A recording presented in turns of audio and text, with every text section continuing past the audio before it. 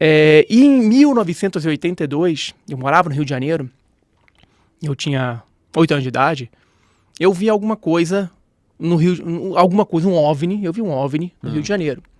Eu morava na Barra da Tijuca, e a Barra da Tijuca, no início da década de 80, ainda era assim, quem conhece o Rio hoje, vai na Barra da Tijuca, ali é uma selva de pedra. Mas naquela época, no início dos anos 80, tinham poucos prédios. E você tinha uma visão do condomínio que eu morava privilegiada da Pedra da Gávea. E eu vi, estava de noite, eu lembro que era antes de 8 horas da noite, porque às 8 horas da noite eu tinha que estar em casa. Minha mãe mandava que a gente tinha que subir 8 horas da noite. Tava eu, meu irmão e uns amigos. E eu vi uma luz vermelha aparecendo no céu e descendo até o nariz do gigante adormecido, que ali é a Pedra da Gávea, onde o pessoal salta de asa delta, essas coisas. E essa luz vermelha desceu e sumiu. Eu não lembro quanto tempo ela ficou.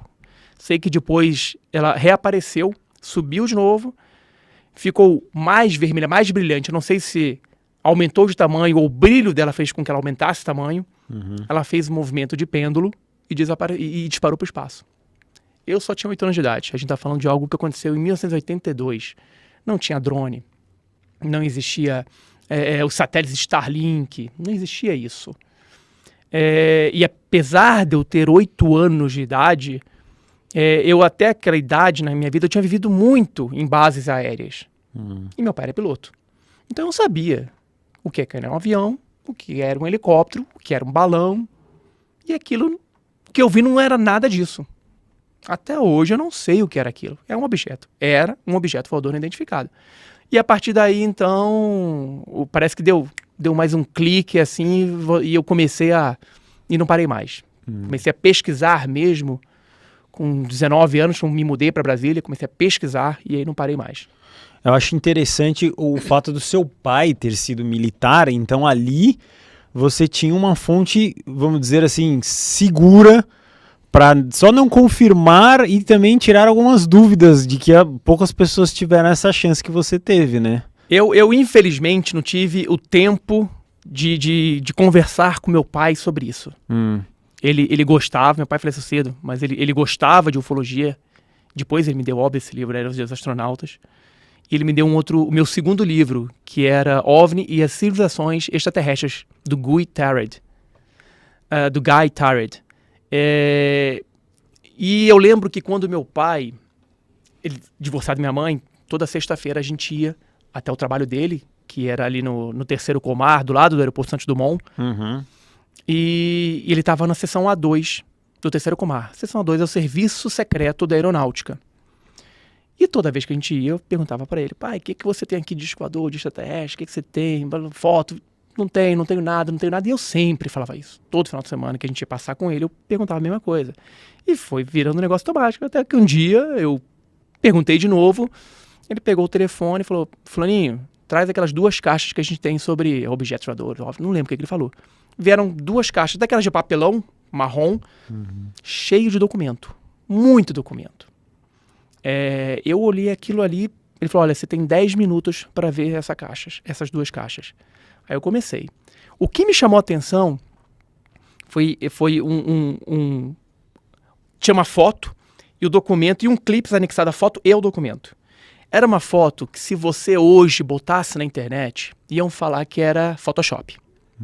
De tão nítida e clara que era a foto. Imagine se você na cabine de um avião, eu tenho quase certeza que era um avião comercial, por causa das janelas, a pessoa que tirou a foto estava no lado esquerdo do avião, ela virou e tirou a foto da lateral, da janelinha lateral, tipo quebra-vento do avião. Dava para ver os rebites do cockpit, da cabine, de um objeto discoide, mas assim, discoide perfeito. Perfeito. De dia, ele era prateado, não tinha janela, não tinha asa, não tinha turbina.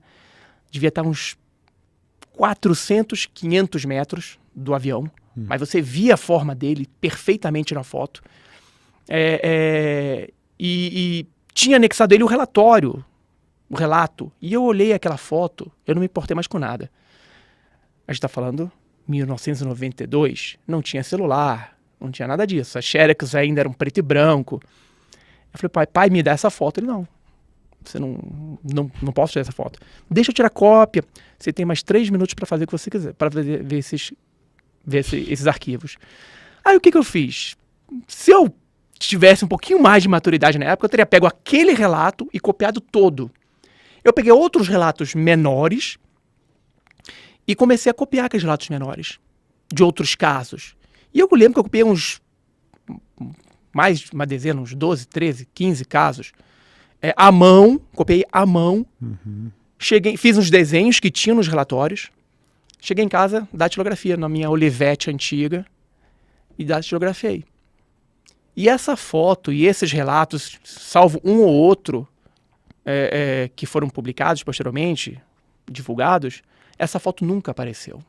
Nunca vi essa foto. A foto que eu vi, eu nunca vi ela divulgada em lugar nenhum. Não sei se perderam, não sei se guardaram, não sei. E aí, tô até hoje aguardando essa foto. E certamente meu pai foi uma pessoa que, mesmo não podendo passar esse tempo todo comigo, me incentivou de alguma forma a gostar do assunto, a caminhar na ufologia. Ele colocou a semente ali, né? Exatamente. Aí dali cresceu e esse avião, só para eu entender, ele era um avião comercial da Varig, da VASP, sei lá. Não lembro. Mas assim, não tipo, né? Era creio que era um avião. Creio que era um avião de passageiro. Você não via o avião, só via a janelinha. Tava na esquerda, porque a pessoa virou.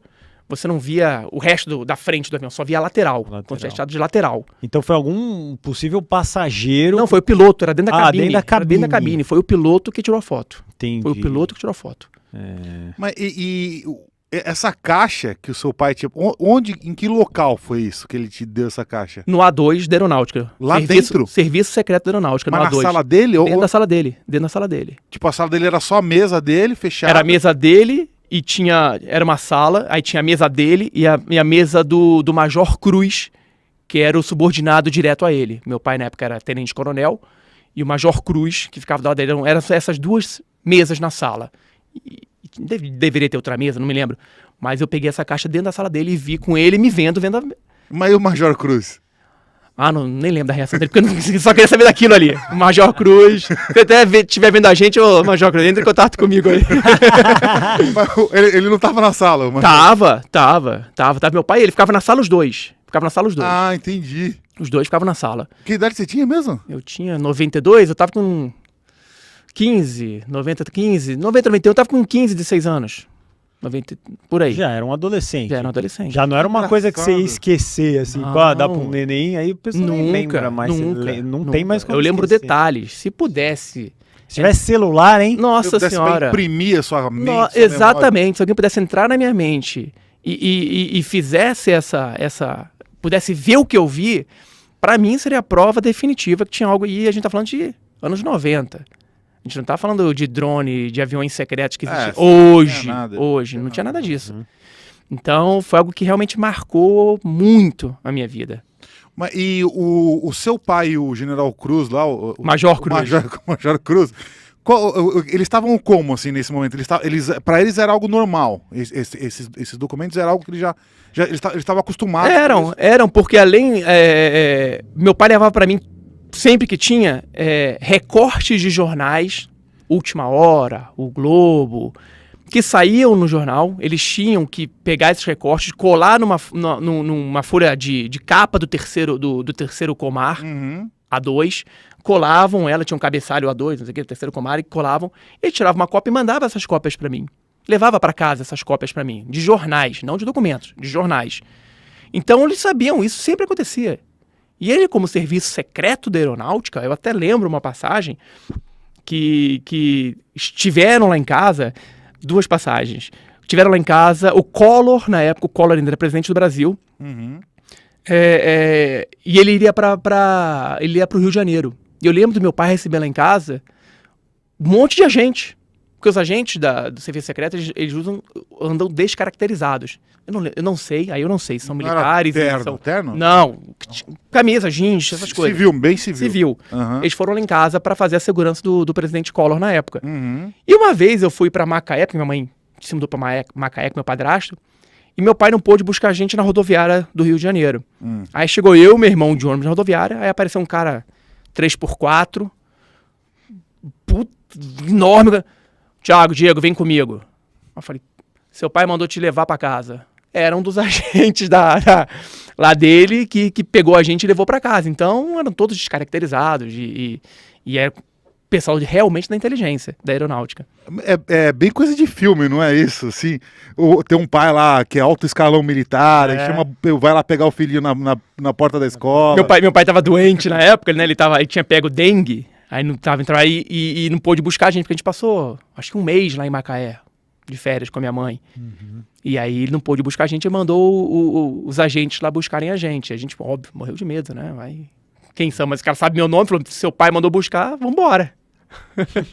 Mas que louco, o seu pai dava qual opinião sobre esse assunto? Ele falava, filho, no México, ele não fala, ele ele nunca conversou comigo sobre isso. Mas a minha tia, que é a irmã dele, falou que eles dois tiveram avistamentos quando eram mais jovens. Eles moravam aqui na Pompeia, e minha avó tinha um casarão sobrado, 2 andares, e na parte de trás da casa era o banheiro. A minha tia me contou que meu pai, por duas noites seguidas, ele acordou, foi ao banheiro, e no banheiro da minha avó tinha uma sacadazinha, cara, que era inútil. Você falou, pra que tem isso? Lá inútil, no banheiro, uma varandinha de 30 centímetros no banheiro, pra sair do banheiro. E meu pai, ele viu por 2 noites seguidas um objeto discoide com luzes ao redor. Isso na década de 60. Nas 2 vezes ele acordou a minha tia, a irmã dele, pra ela ver também. Ele viu. Não sei se foi daí também que despertou nele essa curiosidade. Não sei também se foi por isso que ele virou militar. Acho que não, meu pai sempre gostou que ele virou piloto. Mas ele teve essa experiência. E alguns anos atrás, um antigo colega dele, da academia da Força Aérea Brasileira, mandou uma mensagem para mim, dizendo que meu pai, ele e mais de 200 cadetes na época, tiveram um avistamento em Pirassununga, de um objeto que apareceu sobre a academia de Pirassununga. E o mais interessante desse relato, que eu não me recordo o nome desse colega do meu pai, é que ele lembrava desse assunto, mas os outros não lembravam. Ele comentava com as outras pessoas que estavam junto e não se lembravam desse relato. E estava todo mundo na hora do rancho, na hora do almoço, era no subsolo, o pessoal subiu para ver. Mais de 200 pessoas viram um objeto em cima da Academia da Força Aérea. E isso você não vê esse relato em lugar nenhum. Eu até cheguei a procurar. Mas você não encontra esse relato. E esse colega do meu pai me falou, ele falou que seu pai viu. Porque meu pai nunca chegou para mim e falou, eu vi. Meu pai nunca viu. O meu sogro já chegou para mim e falou. Eu vi. Meu sogro, ele viu uma coisa, mas ele não... Meu sogro também já falecido. Mas ele também era da aeronáutica, foi instrutor do meu pai, inclusive, na aeronáutica. E ele relatou que ele viu, uma vez voltando de um voo do Nordeste, ele viu um objeto que passou pelo avião dele 2 vezes, foi e voltou. O avião era um Chavante, não tinha computador não tinha radar de bordo. E ele perguntou para a torre de controle, a torre de controle falou, não tem nada que ver, mas eu vi uma luz passando para mim, cruzou meu avião 2 vezes. Eu tenho esse relato, inclusive, no meu canal, ele falando isso, mas ele nunca usou a palavra extraterrestre. Ele falou, até hoje, eu não sei o que era isso. Mas era um objeto que passou pelo meu avião 2 vezes, foi e voltou. Então, eu acho que eu tô meio que inserido nesse meio aí de alguma forma. Mas o que eu achei muito interessante dessa história, acho que ele é o primeiro ufólogo cujo pai fez parte do serviço secreto. Exatamente. Mas você já... Imagina se eu estivesse vivo, o que ele poderia ter me dito? Mas você já revelou isso, que seu pai abriu uma caixa de documentos secretos? Já falei isso. Ah, tá, então tá tudo bem, não vai bater ninguém na nossa porta. Não, nem na sua nem na minha. Espero que não. Não, ninguém nunca me questionou, meu pai mostrou, não tirei nada de lá, vi se eram secretos, possivelmente, mas na época não tinha aquela abertura que teve alguns anos depois. No início, no final da década de 90, começaram a surgir vários documentos, até devido à campanha da revista UFO de liberdade de informações, já que a gente conseguiu liberar mais de 5.000 páginas de documentos, que hoje estão no Arquivo Nacional, gratuitamente, para quem quiser assistir, quem quiser ver pela internet ou presencialmente. Então, o que ele me mostrou eram arquivos secretos, mas não foi nada retirado de lá, só copiei com a mão mesmo.